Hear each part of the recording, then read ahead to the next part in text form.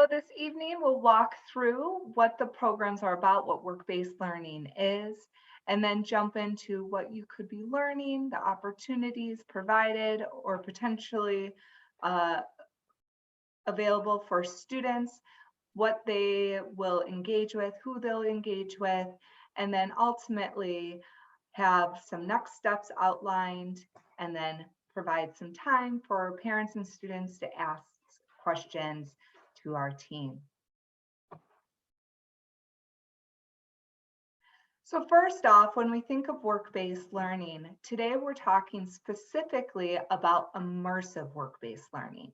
And this is the opportunity for a student to have an authentic working opportunity while they're still in high school to develop two specific types of skill sets.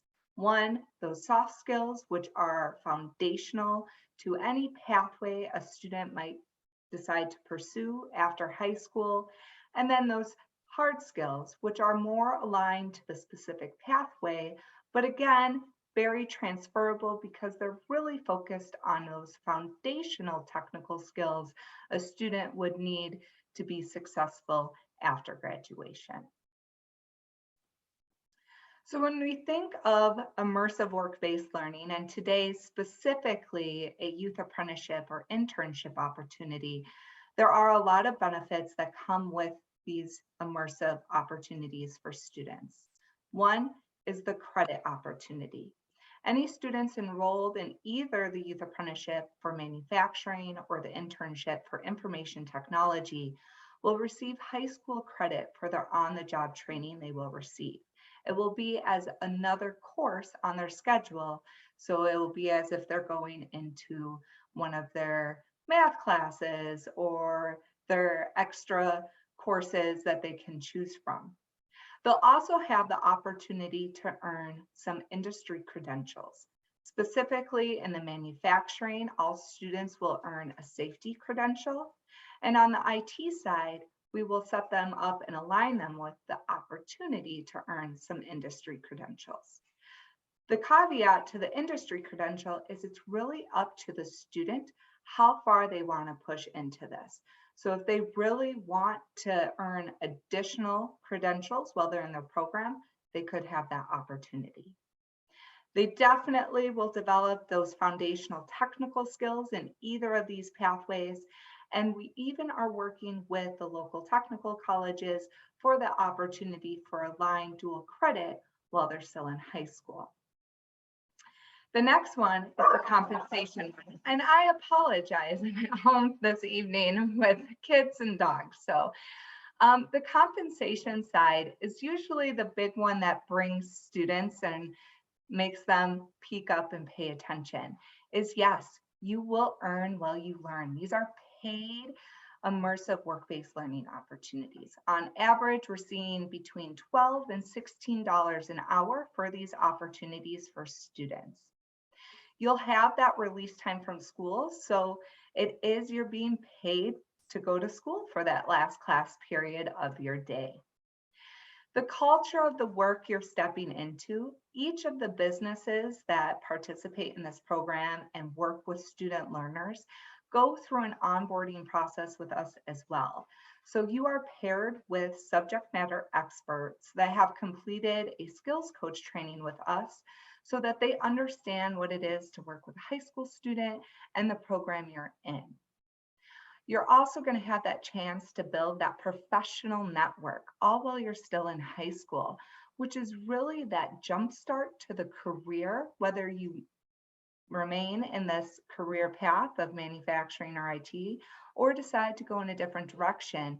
At minimum, you're going to have a robust resume upon graduation and that established professional network.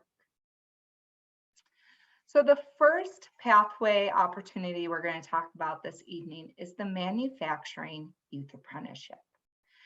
The pathways tied to manufacturing are endless. I listed some of the major areas that typically students have interest on the screen, but it's not limited to only these. You can also see there's other opportunities in welding or electronic manufacturing. But some of those heavier areas that have significant growth potential tied to them are within CNC, whether as an operator or as a programmer.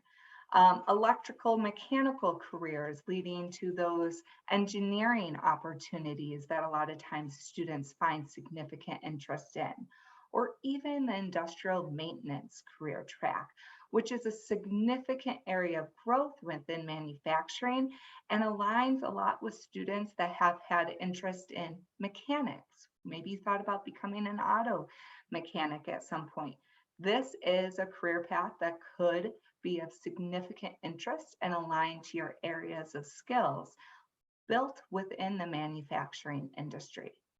As you can see, I've also included on the slide kind of those average starting to mid-range salaries. These are not the endpoints for these career opportunities. These are really those beginning averages that they see provided to those workers entering into the workforce with very limited additional education. So as you continue to through your educational journey, whether that's through technical or a four-year degree, a formal apprenticeship, you're going to see those wages continue to climb and those growth opportunities continue to go up. So in the manufacturing youth apprenticeship, we break it into two phases, which align perfectly to a student's 2 semesters. During the first semester of your school, we call it exploration. This is you're going to rotate through a variety of different departments that company offers so that you're able to kind of touch, feel, and try on a couple different career pathways. This helps you validate your area of interest, find out what it is you do like, and also, just as importantly, find out what you don't like. During that time, we're going to kind of evaluate your foundational employability skills, those basic technical skills.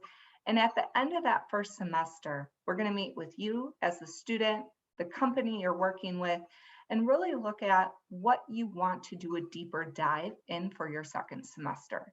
So second semester is that focused training time.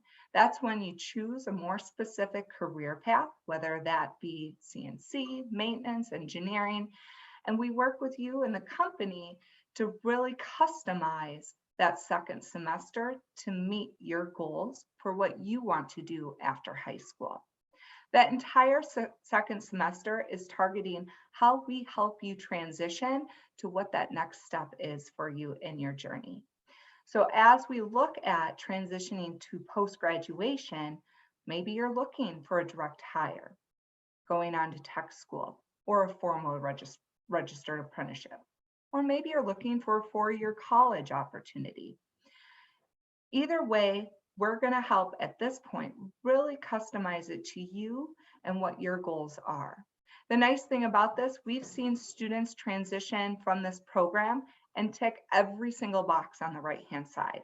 The company hires the student directly on, aligns with the technical college for them and pays for their education while they complete a registered apprenticeship. That's a trifecta opportunity for the student. Or a student can transition and pivot into a different career path or go on to 4-year school. Either way, the skills developed during the first semester and second semester are definitely transferable to any direction the student decides to take. So if manufacturing youth apprenticeship is something you're interested in, you can think about, well, is this me? Is this industry really something that I would want to participate or look at a career opportunity? Well, you can kind of see the general profile of a student based off of the career path. The nice part about this is it really is up to the student on where maybe you identify with. What courses have you taken throughout your high school career? What after-school activities, hobbies, and projects do you invest your time and energy into? And try to connect to that area.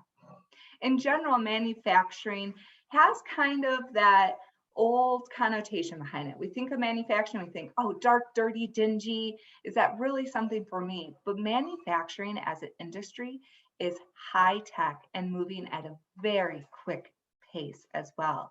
which allots for a ton of growth opportunity for future workers.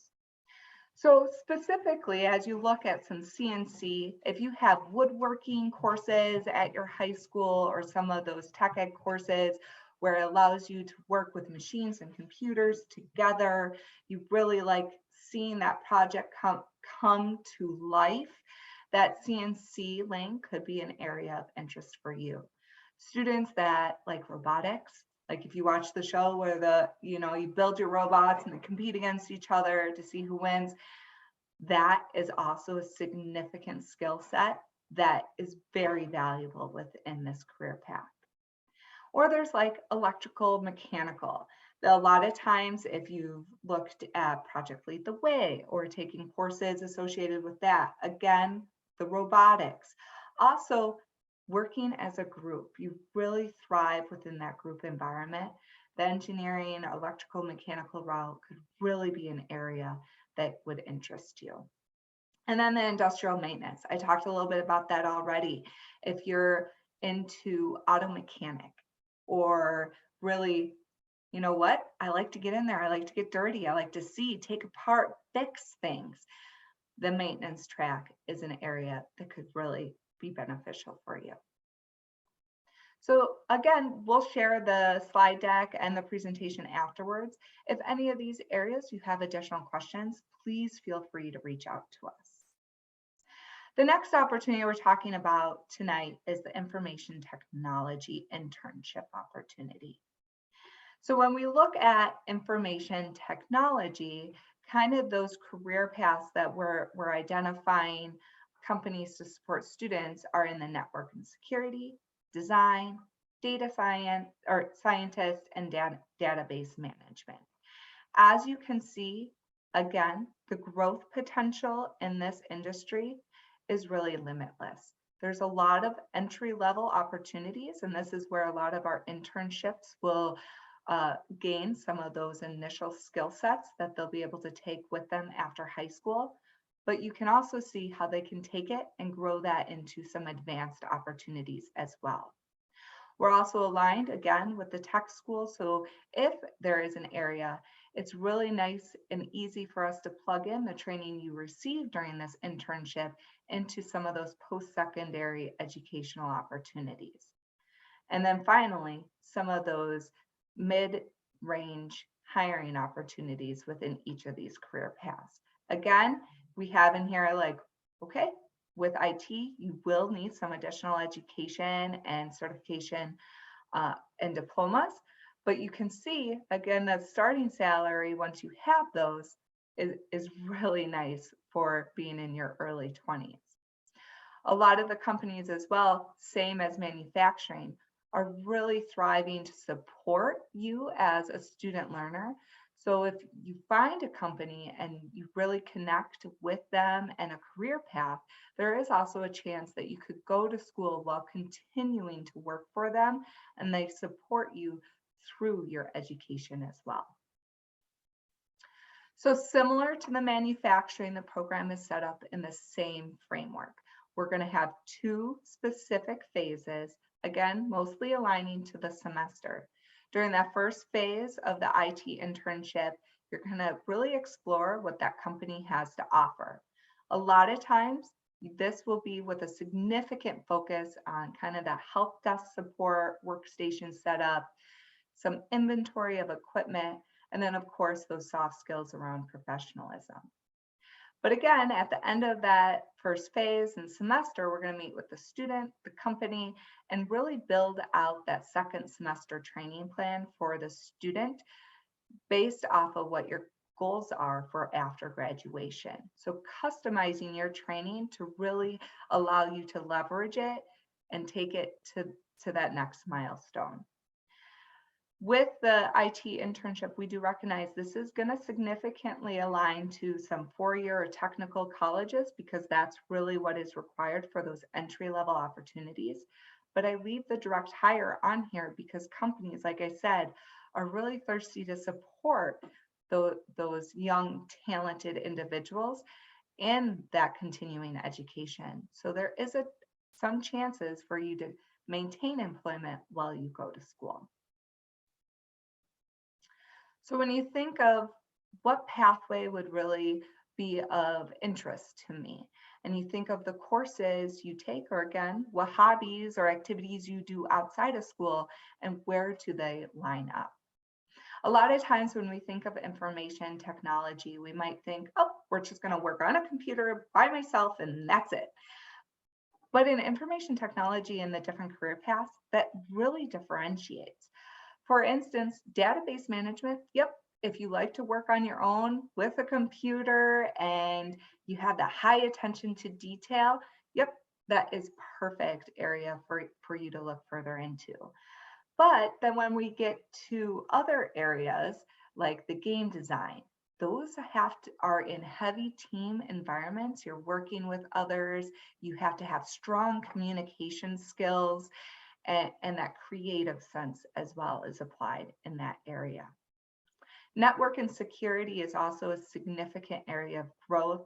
Cybersecurity, I'm sure we're all hearing a lot about that right now. So there's a huge need in that area. You have to be highly detail orientated, and the A+ certification, if you have had the chance to take some courses to work towards that or have that chance to do it, that's an area that would really benefit from going for that certification. And that's an area that if a student hasn't done the A+ certification, we're going to look at on how to support and get you up and ready to be able to become A+ certified during the program. Again, on any of these opportunities or career paths, if you have questions about which one best aligns to me at this point, please feel free to reach out.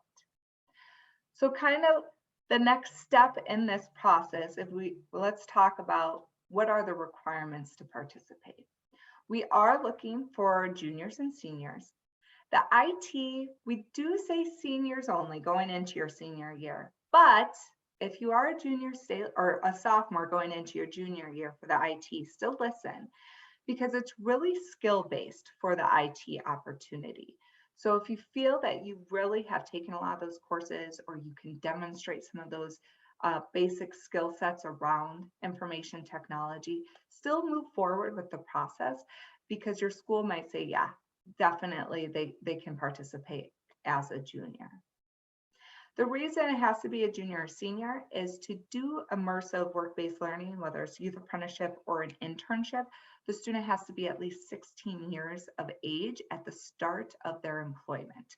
So that's kind of that important key requirement to it. Your school is also going to have to approve you. So this is an important part we'll talk about. Hopefully, if you're joining us this evening, your son or daughter has completed an interest form. If you haven't, I have the link before you leave. I'll send that out so that you can do that this evening. With that interest form, it lets your school do that initial review. You know, do you have that flexibility in your schedule so that you can have that release time at the end of your day to do the immersive work-based learning? Are you on track for graduation and meeting the school requirements as well? Once the school provides you that thumbs up of approval, then we'll move forward with the process.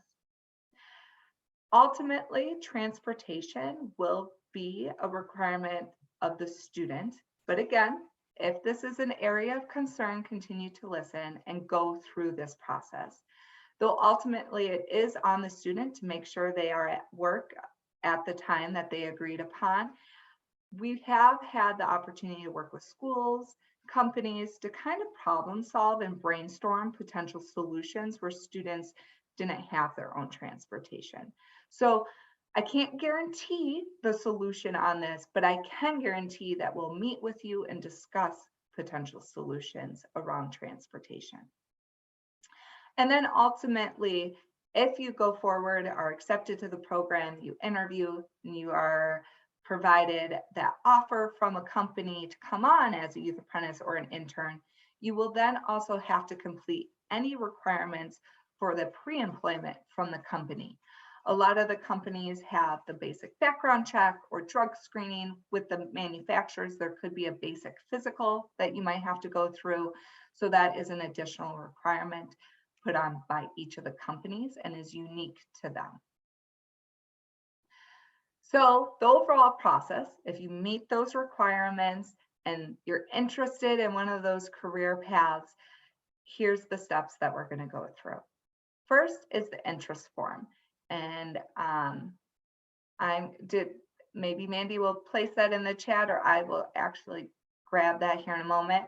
If you have not completed the interest form, please go to this link this evening and complete one. If you have, no worries, you do not have to do it again.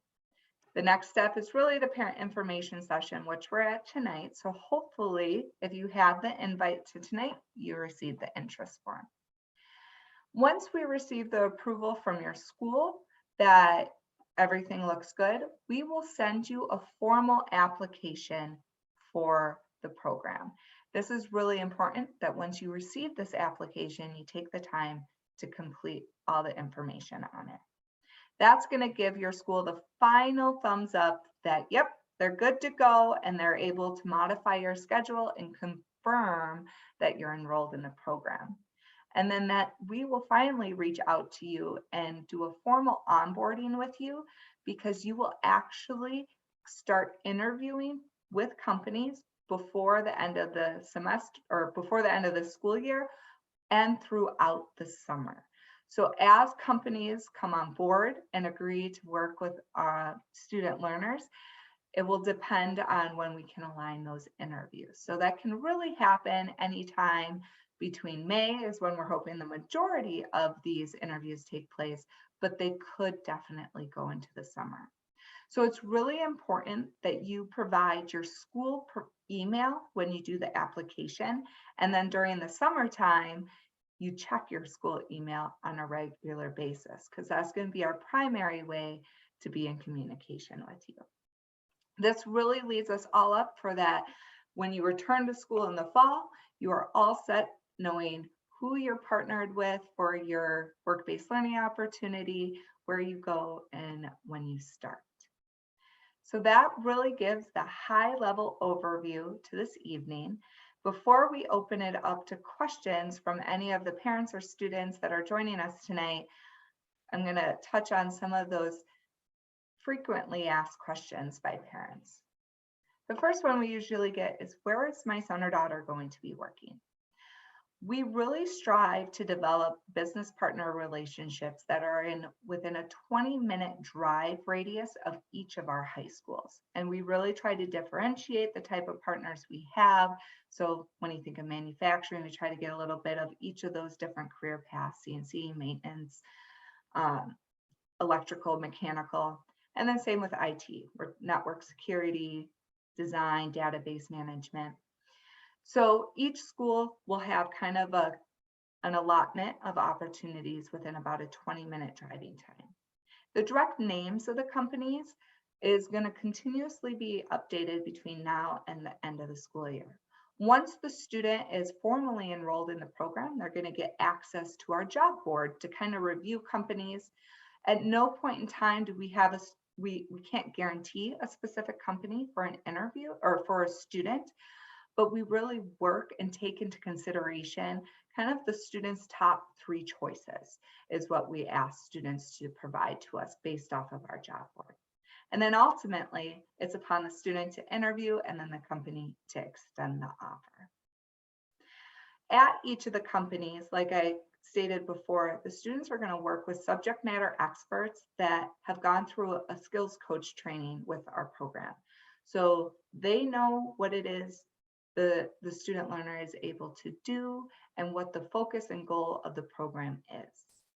And then on the manufacturing side, a lot of times the question is about safety. Safety is the #1 priority of ourselves and of each of the companies that we partner with.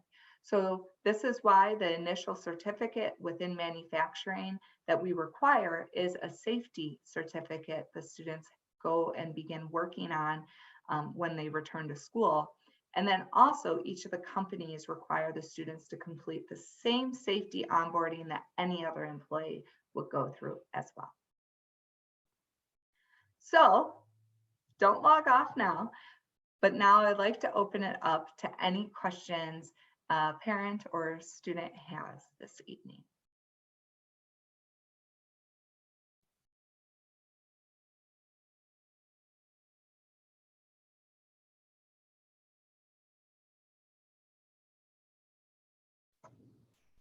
So if our student has completed the interest form, then that would put them through like automatically into the approval process. Is that right? And then if they are approved through the school, do they get notified? Do the parents get notified? How does The that? student gets notified and has received a link to the application. Okay. So there will be reminders going out too, but that your student should already have that application link. Okay. Great. Thank you. Can they pair this option with a PSEO?